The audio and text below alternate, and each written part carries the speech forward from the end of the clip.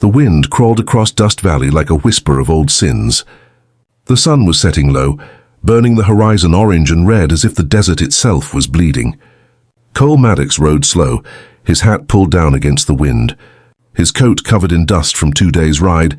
He hadn't seen this valley in 12 years, not since the night his father's cattle were stolen and a deputy ended up dead. Cole was 17 then, scared and framed. The town had called him a murderer. He'd fled under the cover of darkness, leaving behind his mother, his name, and everything that once made sense. Now he was coming back. He'd heard the news a week ago from a trader at a border saloon. Old Bill Maddox is gone. Shot himself clean in the head, they say. Cole didn't believe it. His father wasn't the type to end his own life. He was the type to fight until there was nothing left standing. As the horse trotted down the ridge, Cole saw the town take shape through the heat haze, the saloon, the church, and the sheriff's office standing proud at the heart of Main Street. He could almost hear the clang of the blacksmith, the sound of boots on the boardwalk, and the echo of old memories he tried to bury. He stopped by the wooden town sign, cracked and faded but still readable. "Welcome to Dust Valley, honor rides here." Cole stared at the words and let out a dry laugh. "Honor," he muttered. "I ain't seen much of that last time I was here." He nudged his horse forward, each hoof step heavy with ghosts. The people on the street slowed and stared, whispers running like wildfire. They remembered that face, sharper now, lined by time and trouble, but still the same eyes that once promised hell. Cole dismounted in front of the sheriff's office. The sun caught on a tin star nailed to the door. A new badge, a new law. He expected to see some stranger wearing it. Instead, when the door opened, the sight hit him harder than a bullet. A woman stepped out, tall, steady, gray streaks through her brown hair. She wore a long coat and the sheriff's star over her heart. Cole froze. His throat went dry. It was his mother. For a long second, neither of them spoke. The wind carried the sound of a church bell from somewhere far off. Her eyes softened, but her hand hovered close to the revolver on her hip. "Cole," she said quietly, "you shouldn't have come back." He took off his hat slowly. "Didn't reckon I'd find you wearing the law, Ma." She sighed, the weight of years in her voice. "In Dust Valley, somebody had to." Cole looked at her, then past her, toward the hills that had swallowed his father. "Then I reckon I'm here to find out why he's dead." Cole followed his mother inside the sheriff's office. The air smelled of whiskey, gun oil, and the faint sting of cleaning powder. A single lamp burned low on the desk, casting her shadow long across the walls lined with wanted posters, some yellowed with age, some freshly pinned. She hung her hat on the rack and turned to him, studying every inch of the sun she hadn't seen since the night he ran. Cole stood tall, rough-bearded, his coat worn thin, his eyes colder than the winter he'd survived in exile. "You look like your father," she said finally. "Same stubborn jaw." "Guess I got that from both of you," he replied, voice gravelly from the trail. She motioned to the chair. "Sit. You've been on the road." Cole didn't move. "I didn't ride back for comfort, Ma. I came for answers." "They said Pa shot himself. That true?" Her eyes flickered, a brief shadow of pain before turning to steel. "That's what the coroner ruled. He was found in the barn, gun in his hand. Note on the table." Cole frowned. "You read it?" She nodded. "It said he couldn't live with the shame. The town still blames our name for that deputy's death. He carried that weight." Cole clenched his fists. "You believe that?" Her gaze held steady. "You think someone killed him?" "I know my father. He wasn't the type to quit. Somebody wanted him gone." She sighed and opened a drawer. "You're stirring up old ghosts, Cole. Dust Valley doesn't forgive and it doesn't forget. The folks here, they still remember the blood on your hands." "It wasn't my blood," he snapped, "and it sure as hell wasn't my doing." For a moment, silence filled the room, the kind of silence that feels heavy, like thunder before a storm. His mother reached into the drawer and pulled out a worn badge. She placed it on the desk between them. "This was your father's," she said.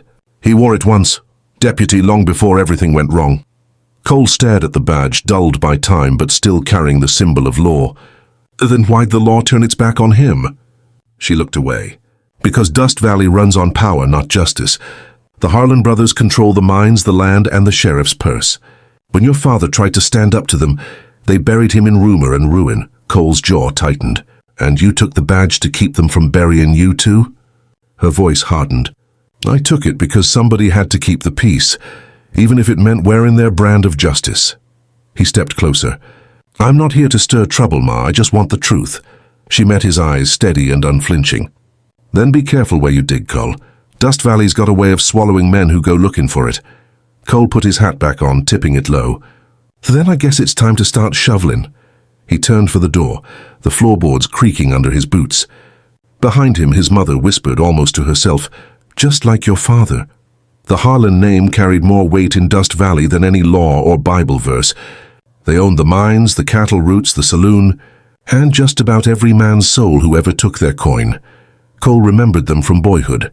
Clayton Harlan, the eldest, cold-eyed and cruel with a voice like sandpaper, and Jeb Harlan, the younger one, smooth-talking, always hiding a knife behind a smile. If his father's death smelled rotten, Cole knew that stench started somewhere near the Harlan ranch. He rode out early the next morning before the town stirred. The sun hadn't climbed yet, and the desert was painted silver in the dawn. His mother's words still echoed in his head, be careful where you dig. But Cole had already started digging the moment he rode back into town. The Harlan ranch sat wide and arrogant across the valley's north ridge. White fences, clean barns, men in dusters standing guard. Cole dismounted at the gate, his boots crunching dry earth. A ranch hand squinted from the porch. I ain't seen your face in a spell. You a drifter? Cole smiled thinly. You could say that. Before the man could answer, the door opened, and Clayton Harlan stepped out. He was older now, heavier, but his eyes hadn't softened. They were the same steel gray that once watched Cole's father lose everything. Well, I'll be damned, Clayton said, stepping down the porch, if it ain't young Maddox. Thought you'd gone and vanished after that mess years back. Cole tipped his hat. Guess rumors of my disappearance were exaggerated. Clayton chuckled low. You've got guts coming back here. Some folks still remember what you did. Cole's tone stayed calm. And some folks remember what really happened.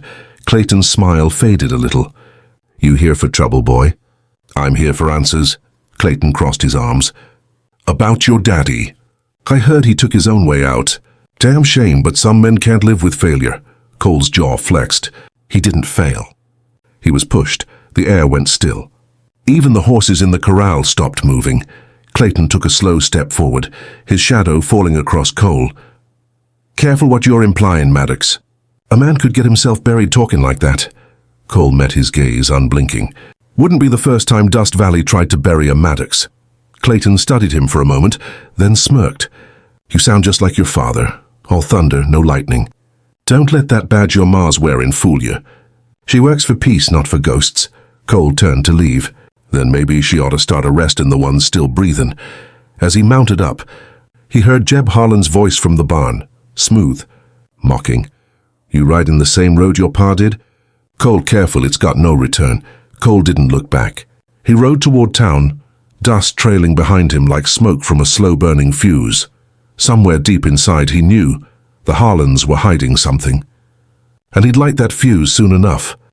By sundown, the town had gone quiet. Dust Valley always grew uneasy when the wind came in from the ridge. It carried too many memories, too many names whispered from old graves. Cole tied his horse outside the saloon and stepped through the swinging doors. The piano had long stopped playing, and all that remained were a few men nursing their regrets. Heads turned as he entered. The whispers started again. Is that him? Cole Maddox. Thought he was dead. Back for trouble, I reckon. Cole ignored them. He walked straight to the bar where Sam Drury, the barkeep, was polishing glasses. Sam was older now, beard gone grey, hands steady as ever. Well, I'll be damned, Sam muttered. Didn't think I'd see you again, boy. Cole set a silver coin on the counter. Then you must have forgotten how Dust Valley works, Sam. Nothing stays buried here. Sam poured him a whiskey. Word is you've been sniffing around the Harlans. That's a short road to a long coffin. Cole took a slow sip. You heard about my father? Sam hesitated, glancing around before leaning in. He came by 2 nights before it happened. Looked tired, said he was close to something. Mentioned a ledger, proof the Harlans been skimming gold out of the mine and cheating the town's workers. Cole's grip on the glass tightened. A ledger? Aye, he said he'd hidden it someplace safe. Never told me where. 2 days later he was found dead. Cole's pulse pounded in his ears. And the sheriff, my mother, didn't see that. Sam sighed. Your ma's walking a thin line. Folks respect her, but the council's got her tied up tighter than a calf at branding time. The Harlans fund everything round here. She's keeping the peace the only way she can. Cole set his glass down. Peace bought by silence ain't peace at all. He turned to leave, but Sam called out softly, Careful, Cole, there's a new deputy in town named Eli Carter.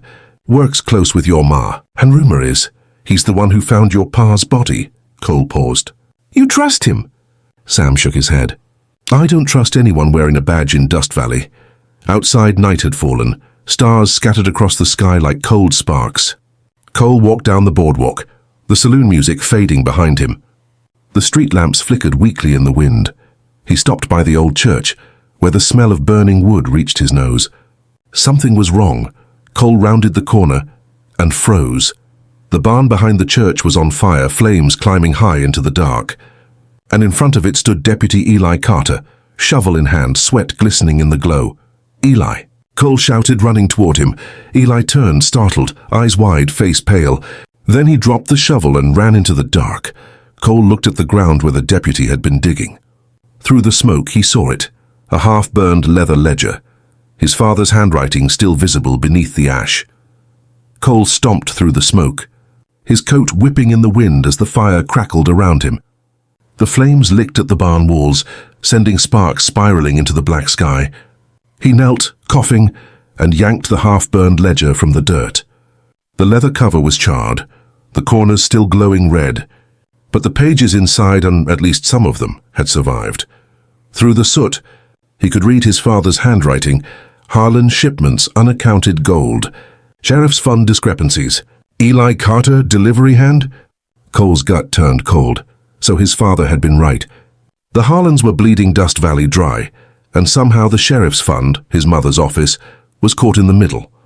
He wrapped the book in his bandana and hurried back to the sheriff's office, smoke trailing behind him like a shadow. When he pushed open the door, his mother looked up from her desk, startled. Cole, what in God's name? The church barn's burning, he cut her off, slamming the ledger onto her desk. And I found this in the dirt beside your deputy. Her eyes widened. She reached for the book, careful like it might bite. When she saw the handwriting, her breath caught. This is your father's. Was, Cole said darkly. And it looks like he was onto something. She turned the pages slowly, reading the names, the figures, the shipments. Her hand trembled. Dear Lord! Cole leaned on the desk. Tell me you didn't know, Ma. Her eyes lifted, hard, proud, but wounded. I didn't, I swear it. I knew your father had suspicions, but I thought he'd gone too far. I thought grief had twisted him after that deputy's death. Cole's jaw clenched. And Eli Carter? She looked away. He's been my right hand. Loyal, I thought. Well, he was digging up your husband's secrets and trying to burn 'em. The room went still. The clock on the wall ticked like a heartbeat. She stood and buckled her gun belt. Then we'll find him. Tonight. They stepped into the street, the town glowing faintly under the full moon.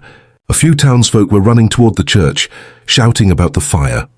Cole and his mother split down the alleyways, lanterns in hand, scanning the shadows. Then Cole heard a voice, faint, desperate, from behind the livery stable. He drew his revolver and moved slow. Boots silent on the dirt, Eli Carter, he said low. You best step into the light. The deputy emerged, hat gone, face streaked with soot. Cole, you don't understand. Try me. Eli's eyes darted toward the sheriff's office, then back to Cole. They told me to do it. Said if I didn't, they'd kill me too. The Harlans. They own everyone, even the law. Cole's mother appeared behind him, gun raised. And they owned you? Eli nodded, voice shaking. They own this whole damn valley. Before Cole could answer, a rifle cracked in the distance. Eli jerked, a red bloom spreading across his chest, and fell face first into the dust. Cole turned toward the ridge. A shadow moved there, holding a long rifle. Clayton Harlan. The gunshot still echoed when Cole dropped to his knees beside Eli's body. The deputy's hand twitched once, then went still, the dust darkening beneath him. The air smelled of gunpowder and smoke. Cole looked up toward the ridge, nothing but the outline of a man fading into darkness. Clayton Harlan, Cole growled under his breath. His mother knelt beside him, touching Eli's shoulder. He's gone, she said softly. Then her eyes hardened. They're sending a message, Cole stood. Then I'll send one back. Cole, she warned, this isn't a range war. It's politics. The Harlans are too powerful for... He spun toward her, eyes burning. You think I give a damn about power? They murdered my father, Ma, and they just silenced the one man who could have proven it. Her jaw tightened. She holstered her gun. Then we'll do it right. Bring evidence, witnesses. Make the town see the truth. Cole laughed bitterly. The town? They've been under Harlan's boot for years. You think they'll stand up now? She met his gaze. Then we make them. For a moment, silence stretched between them. Mother and son, both stubborn, both born from the same dust and fire. Finally, Cole nodded. Then we'll start with what Pa left behind. The ledger's half burned, but maybe there's enough to stir the hornet's nest. They carried the ledger back to the office. Cole spread it across the desk, the charred edges flaking under his fingertips. His father's handwriting ran across the page. Shipments of gold, false records, bribes to town officials. One name appeared more than once. Clayton Harlan. Beside it, in smaller handwriting, was something else. A set of initials. J.H. Cole frowned. J.H. Jep Harlan. His mother leaned closer. Looks like your father caught both of them red-handed. Cole's mind raced. If we can prove this, we can tear him down. But then his mother's eyes went wide. Cole, look at this last page. At the bottom, in his father's shaky hand, were the words, If anything happens to me, the proof is buried at Devil's Pass, under the Black Cross. Cole stood slowly. Devil's Pass, that's 10 miles north. Canyon country. Too far to ride tonight, his mother said. Cole grabbed his hat. Then I'll ride before dawn. She stepped in front of him. Not alone, you won't. No, she said firmly. Your father died chasing truth alone. I'm not losing my son the same way. He looked at her, at the star gleaming on her chest, at the years carved into her face. You sure about this, Sheriff Maddox? She gave a thin smile. I was your mother long before I was the law. They shared a look of silent understanding, part grief, part defiance. Outside, thunder rolled across the desert, a rare, distant storm crawling over the ridge. Cole glanced toward it and muttered, Looks like Dust Valley's finally going to see some rain. The first light of dawn spilled over Dust Valley as Cole and his mother rode north. The air was sharp and cool, the kind that tasted of coming rain. They said Devil's Pass got its name from the wind that howled through it like a dying man's cry, a place where the earth split open to swallow secrets. Whole, their horses kicked up grey dust as the canyon walls rose around them, tall and jagged, painted gold by the rising sun. The trail narrowed until only one rider could pass at a time. Cole led, his eyes scanning the ridges. Every shadow felt alive. You think the Harlans know about this place? His mother asked. They will soon enough, he said. If they killed Pa for what he found, they'll be coming to finish it. She rode in silence for a moment, the wind catching her hair. Your father used to bring you here when you were little. Said the canyon taught a man patience. Cole almost smiled. I was never much for patience. They rounded a bend, and there it was, the Black Cross, a crude wooden marker stuck deep into the ground, weathered by years of storms. Someone had carved the letter M into its center. Cole dismounted and dropped to one knee, brushing sand away from the base. He left this for us. They dug with their hands at first, then with a spade from Cole's saddlebag. The ground was dry, stubborn. Minutes passed before the metal struck something solid, a small iron box, rusted but intact. Cole pried it open. Inside lay a bundle of papers, sealed in wax, and a revolver wrapped in oiled cloth. His father's gun. He unwrapped it slowly. The handle was carved with initials, W.M., William Maddox. His mother's voice broke the silence. He meant for you to have it, Cole nodded. And for them to fear it. They opened the papers, maps, receipts, signatures, proof of stolen gold, bribes, even a letter signed by Clayton Harlan, addressed to the mayor, promising continued support for discretion. It was everything they needed. But before Cole could speak, the echo of hooves thundered from behind them. He drew the revolver fast. Spinning toward the sound, out from the canyon mouth came 3 riders. Harlan men, dusters black as crow feathers. Clayton's voice rang out over the wind. Well now, if that ain't a family reunion in the devil's own backyard. Cole's mother stepped forward, gun drawn. You're trespassing on the wrong ground, Clayton. Clayton laughed, rifle resting on his saddle. Funny, Sheriff. I was thinking the same thing. That box belongs to me. Cole cocked the revolver, the sound sharp as thunder. It belonged to my father. And you murdered him for it. Clayton's smile vanished. You talk too much, boy. The men fanned out, guns ready. Cole glanced at his mother. You take the left? Her lips curved in a grim smile. Always did. The first shot cracked, echoing through the canyon, and Dust Valley's reckoning had begun. Gunfire shattered the stillness of the canyon. The first bullet struck the rocks near Cole's boot, spraying dust and stone. He ducked behind a boulder, returning fire as his mother moved in sync, rolling to cover behind a ridge. Clayton's men split wide, trying to flank them. The canyon walls echoed with chaos, ricochets, horses panicking, curses flying through the smoke. Cole fired twice, dropped one man. The echo carried his name like thunder. He turned to his mother, her revolver steady, calm even under fire. Still shoot straight, Ma, he shouted. She smirked. You think I wore this badge for decoration? Another shot cracked, and the second Harlan man fell from his horse. The third wounded turned to run, only to meet Cole's bullet halfway. Then for a heartbeat silence. Only the wind whistled through the pass. Clayton Harlan's voice came low and cold. You think you can end this, boy? This town needs men like me. Cole stepped from behind the rocks, revolver drawn, dust swirling at his boots. No, Clayton. This town needs to remember what honor looks like. Clayton aimed his rifle, finger tight on the trigger. You talk about honor, but you ran. You left your daddy to die alone. The words hit harder than a bullet.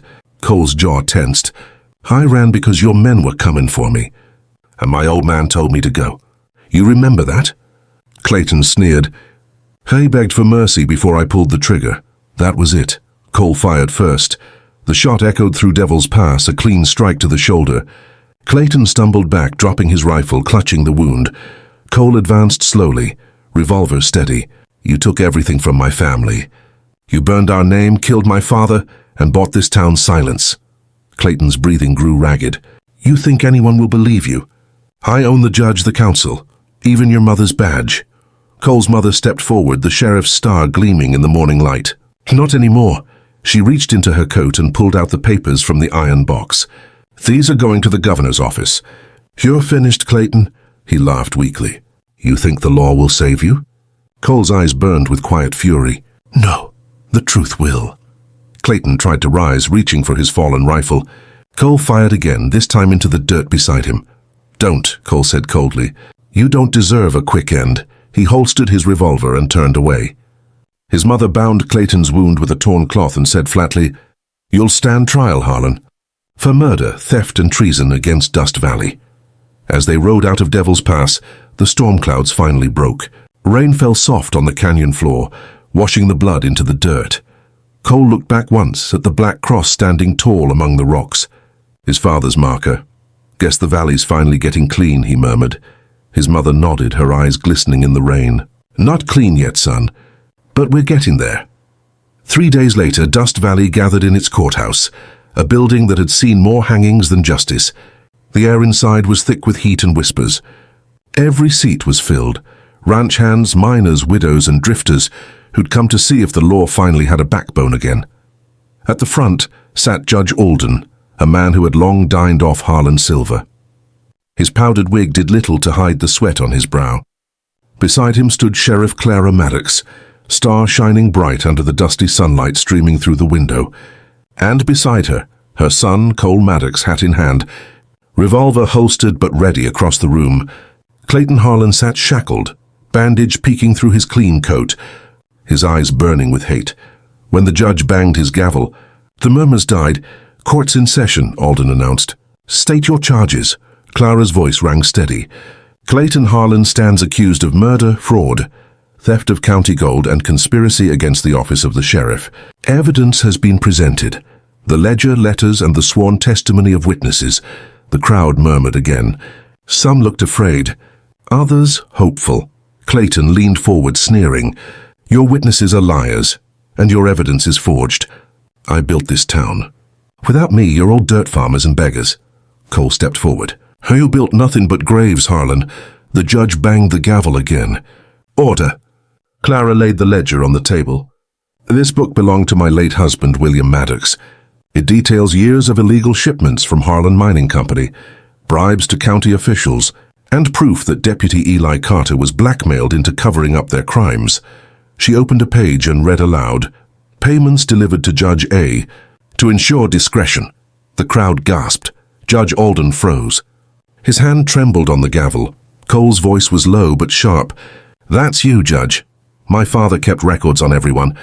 Guess justice is finally looking your way." Alden swallowed hard, his face pale. "These accusations are outrageous, are they?" Clara cut in. "You gonna deny your signature, Judge?" The courtroom erupted, voices shouting, chairs scraping. The judge rose, panicked. "This trial is adjourned until further review." Cole stepped forward, hand on his revolver. "Ain't no adjournment, not today. You'll finish this trial proper." The judge's gaze darted between the sheriff's star and the gun on her hip. Slowly he sat back down. Clara turned to the crowd. "The evidence is clear. The Harlans have used this town, its people, and the law for their gain. But that ends now. Justice belongs to Dust Valley again." The crowd rose to their feet, not in chaos this time, but in applause, in something rare and trembling, belief. Clayton snarled, "You think this changes anything? My name will still outlive yours." Cole met his glare. "Maybe, but from now on, folks'll spit when they hear it." As the judge reluctantly read the verdict, guilty on all counts, the town outside erupted in cheers. For the first time in years, Dust Valley sounded alive. The sun was setting behind the Dust Valley hills, bleeding orange into the clouds like a wound slowly closing. The trial had ended 3 days ago, and for the first time in a long while the town breathed easier. The Harlans were behind bars.